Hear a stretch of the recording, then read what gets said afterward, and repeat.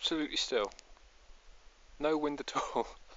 I was at risk of getting frostbite over there, but now it's absolutely still. It's funny.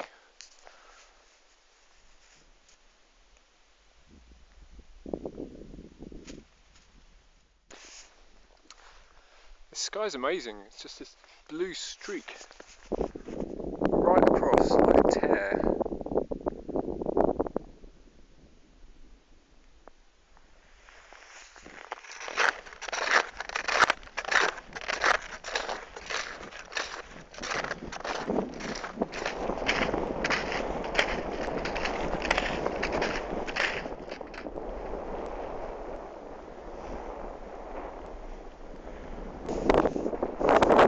And that's Cairngorms Glen down there, and it goes all the way up there. As you can't see it behind this snowbank here, this extension of the hill. And this is essentially the head of Glen Isla, which stretches all the way out there in the distance.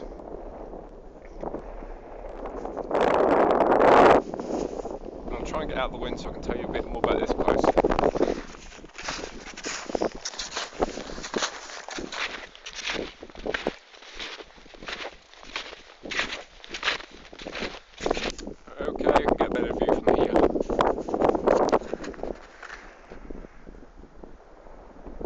Pretty good view of the whole glen. It works its way all the way up into the highland here, just below Glass Mall.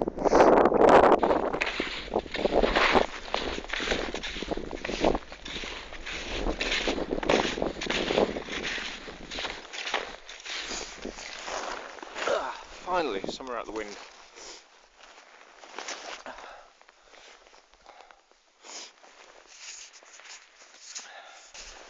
Okay, the Glen. It's a nature reserve. It's quite remote, and it's one of these places where if you're just coming up from Glen Shee, from the main road over where I started from, and you just come up the two or three Munros that are here, the paths in between those hills, again, you'd never know this enormous, great big gem of a glen was here. And it's another instance of where walking about and going exploring pays dividends. It's one of my favourite places in Scotland. I've never seen anybody else here. When I've sat here overlooking the glen, I've never seen anyone here. There's a bit of a hoo-ha not so long ago, I think around 2003, 2005, something like that, about the number of deer that come through this glen. There's 11,000 deer between the several estates around here that can pass through this glen, with some herds up to 1,000 strong, which seems incredible. But you know, I've seen herds of deer several hundred strong, so it's not beyond the realms of possibility, I suppose.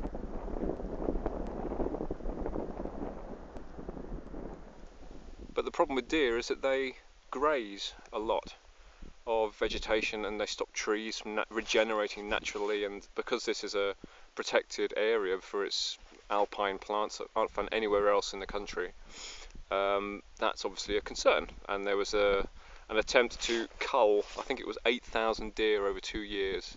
I think that was the plan. I think that was how many they wanted to cull, and that didn't go down well with the estates around here. There's a few of them. One of them's the Royal Estate on Balmoral. I think the Deer Commission, I think they had to get everybody to cull deer in the end.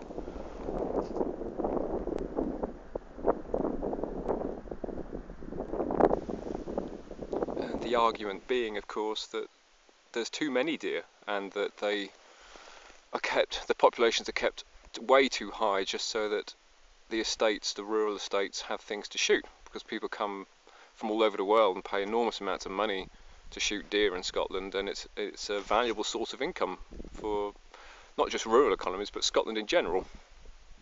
So there's a balance to be had, I suppose, but the argument's always been that there's too many deer in Scotland, and that, you know, this isn't the Serengeti, this is Scotland after all, and there really shouldn't be much living on these hills. They're so barren. As you can see, the last bit of the puzzle, of course, is that we killed all our native predators over the centuries. All our wolves and our bears and everything that might eat deer we've killed. So there's nothing to keep their numbers in check. So these populations do get enormous. And it's not just a question of having no predators to kill them. It's also the question of predators keep deer on their toes. You know, they keep them moving, even if they don't eat them. A chase disturbs a deer and stops it from eating a tree. So deer don't spend so long in one place elsewhere in the world where they do have natural predators, and that's what we're missing here.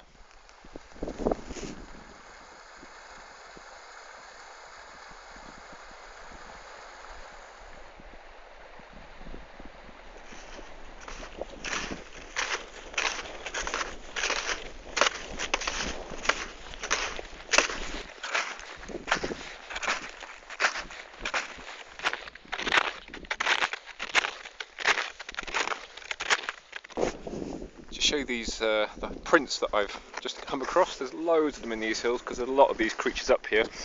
If you can make these out, they're done by mountain hares.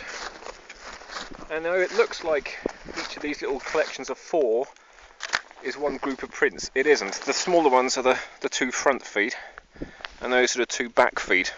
So it's put its front feet in here as it's been running, and as it's leaping forwards, that's where its back legs land, and then the front 2 land there for the next leap, and it brings its back legs up, and the next 2 get planted here, and on and on and on, and you can see how it goes on. But it's always this very distinctive group of 4 prints that show it's a mountain hare. If that makes sense.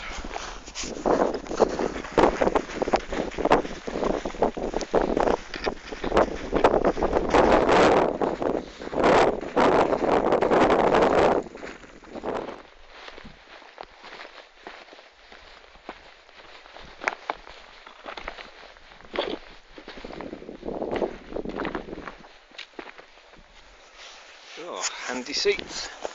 Ooh. Well, I think that's pretty much me done. Apart from getting down the hill, of course, but the car's just down there by the road, so I'm pretty much home. Ultimately, not as forecast. I was expecting a lot more blue sky than we got. Not that it means that it's wasted by any means, and it's very beautiful in its own way.